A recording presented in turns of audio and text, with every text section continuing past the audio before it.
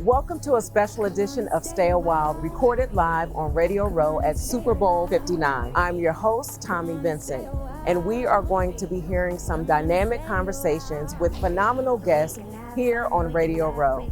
So take a seat, get comfortable, and stay a while. This episode is sponsored by the House of Joy. Hey everyone, it's Tommi Vincent, your host of Stay a While podcast, and I am so excited today for our next guest. We have Latasha Causey, who is joining us, and she is the president of NASCAR's Phoenix Runway. Latasha, welcome to the table. Thank you so much. Thank you so much for having me today. Absolutely. So you and I, before we even just got into this conversation, we were talking about the many balls that women hold in the air in order for us to be all the things. Absolutely. Which is great that we can choose to be all the things, but that does not necessarily mean we should be aspiring to be all of the things. That's exactly right. So for you, in your accomplished role, you're a mother, you have other things going on in your life besides being a mom, being a business leader. Yeah.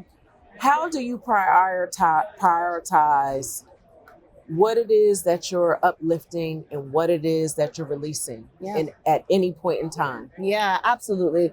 Well, like you said, we have so many balls, so many things in the air at once. And for me, I think the biggest thing I have had to learn is that it is a prioritization, right? And people always ask you, how do you do it all? I don't do it all, right? You know, you have to think that like, hey, it takes a village to do so many things. It doesn't just take a village to help you raise your kids, right? It takes a village to help you be in a position like I'm in, to be the president of Phoenix Raceway. It's a team that helped get me there, right? And I think that for me, I have to make sure that not only am I prioritizing the fact of wherever I am and whatever the moment is, you know that the schedule changes every day. and in the moment, look, you got something scheduled, but something else came up, right? Yes. So the schedule got messed up. And so you have all of those things that are happening, but at the same time, Tommi, if you do not take care of you and prioritize you and yourself, give yourself some grace, you won't be able to take care of or help all of those people and all of those things that are around you, right? Sometimes we need people to help us internally to be able to, okay, I'm good now. Yeah. I'm good now. I can rest a little because I know that this one thing is taken care of. And so now, I can focus on me for a minute and give myself grace to come bounce back and be ready to go the next day and be all of the titles that we are, whether it's wife, whether it's mom, whether it's president, whether it's, sister, daughter, whatever those things are, right? I just want to be me. Yes. It's just me. Yes, absolutely. Now you said team. Yeah. The only way a team is effective is if you're willing to allow the teammate to do their assignment and get in alignment. That's right. And the ability to delegate out responsibilities and not micromanage. Yes. Do you have any advice for anybody in this area? Because, micromanaging is a thing and it stunts growth. Absolutely. It's a real thing. One of the things I think as a leader for me personally, I always make sure that I hire people in the right positions, right?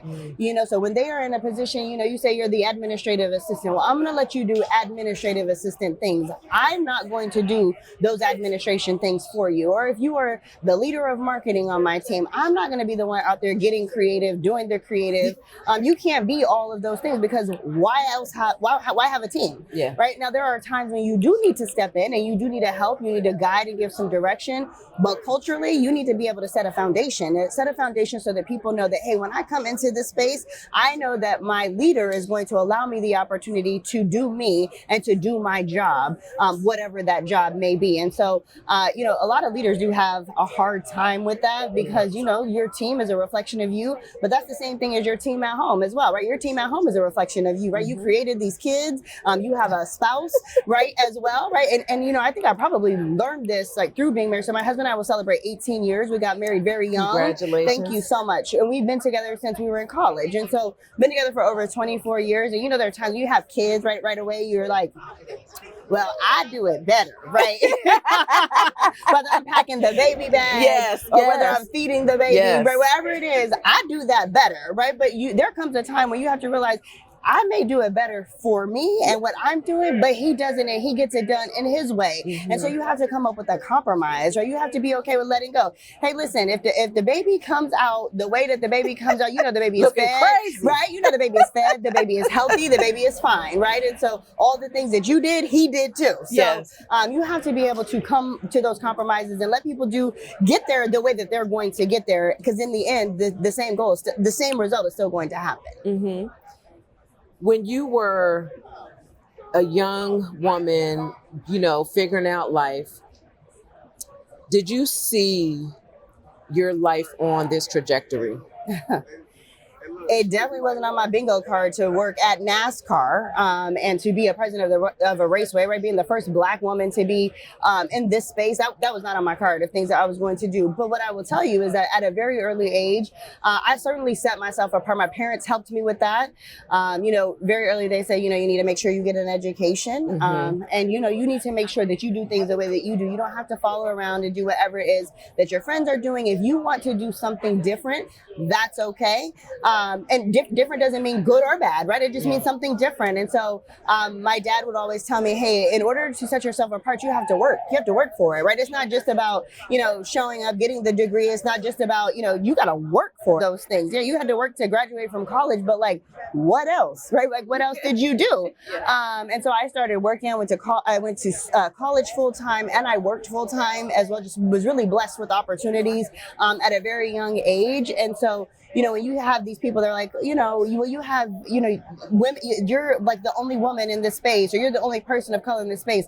That's all I've known. And so I have chosen to not be a victim in that space. I've just chosen to take my seat, right? I know that I worked to get the seat, so I'm going to take it. I'm going to sit there just like everybody else, whether they look like me or not, and have that seat. But then I think that I, at some point, created this space of like, okay, well, I can't be the only one here, right? What am I going to do for somebody else to get other people here that will look like me as well? And so I can't say that I was in a space where I was going to be the president of Phoenix Raceway, but I can definitely say that I was in a space very early on to not be like whatever the society tells you that you have to be in, whatever position that society tells you have to be in. When you're in leadership, and especially if it's not something you've done before, we can get into positions and then we look to our right and our left and we look to see how someone else is doing it. And while we can learn from other people, we can also begin to mimic a style that causes us not to be our authentic self. And so we're not leading at our best because we're doing it the way someone else does it. How have you been able to navigate not falling into the trap where you're thinking, I need to do it like them in order to be successful? I love that question, because I think that even if we say we haven't fallen into that trap, every single one of us have fallen into that trap, no matter what. And for me, because I started out so early in corporate world, I thought that corporate meant so many things, right? You have to dress a certain way. You have to look a certain way. You have to talk a certain way, right? Like there's certain things you can and cannot say, right? All of these things. And I don't know where the point came, but a point came to where I just felt like, I'm exhausted, right? I'm exhausted of like acting this way, right? When I'm here in this workspace, but then when I'm at home, I let my hair down, and I'm in a space to where I'm like, here she is, I'm back, right? And so I had to come up with a way to merge those two things. And I think that once I became aware that it was a thing, then that's when I started to intentionally start to work on, I'm just going to show up as me. And I will tell you this story of, I have two boys, 13 and a 17-year-old. I had my 13-year-old who at the time was just 3 years old. My parents have helped us from day one watching our kids. And so it was Memorial Day weekend. We went to my parents' house, we swam, did a barbecue, did all this stuff, right? But then we were off on Monday, but on Tuesday, I was going to go back to work. And I had my intern starting for the summer, right? Because the kids were out of school. It was my first time having my own team of interns. So not just one, but I had a team of interns.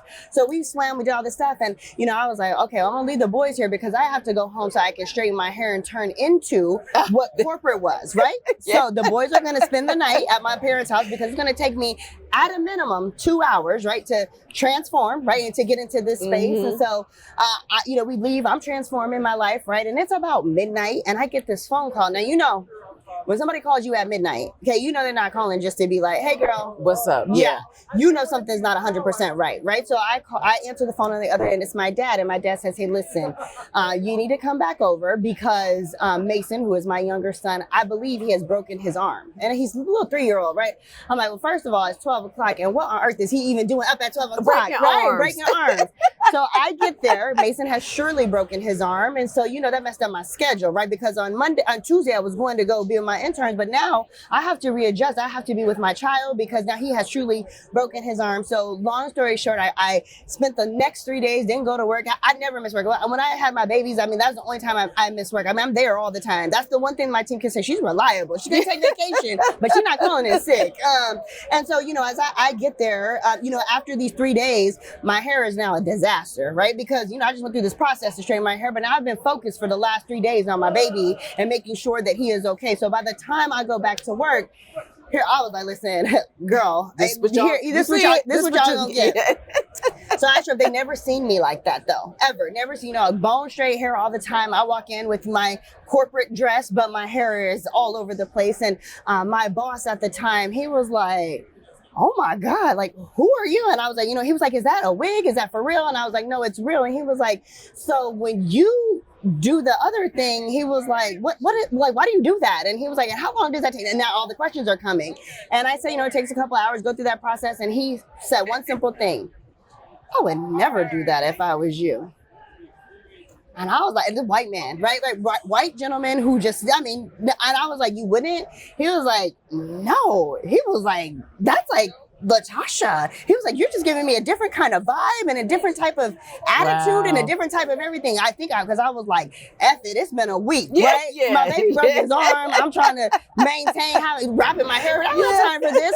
Right. And from that moment on, I felt like I never straightened my hair again. And I went to work showing up every day, and it created a brand, but it created my brand, not just on the exterior. I don't know what, but something released inside of me that was like, oh no, here she is. There she is. And I figured out that merger or that connection of like, you don't have to be so different when you show up to work every day. And I am telling you, from that moment on, that is when my career just started to propel. I started to speak up more, started to, when I was having that seat at the table, it wasn't the seat at the end, it was the seat in the middle, because I knew you needed to hear exactly what I was saying. And so I do feel like there comes a point in all of our lives where something happens, something triggers you, and something comes up inside of you that you were just like, why am I doing this? Why am I trying to be something that I truly am not? Yes, absolutely.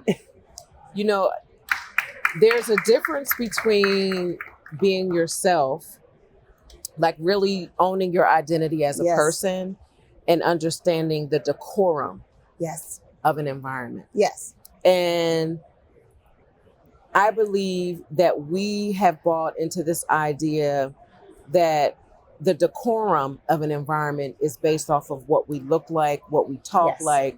And so we morph into what we believe that looks like. That's it. But I can be me. I can wear my hair how I wear my hair. I can, show up and be exactly who I am as a person. Yes. But there is a decorum sometime in places that I think we need to teach, especially young people about. Yes. For when they show up in spaces. Yes. Do you encounter that with some of the younger people that come into your organization? And if so, how do you handle that? Yes, you are so right. There is this, like you said, perception, or this thing of, if you are here, or if you are this title, you have to look like this, be like this, and do these things.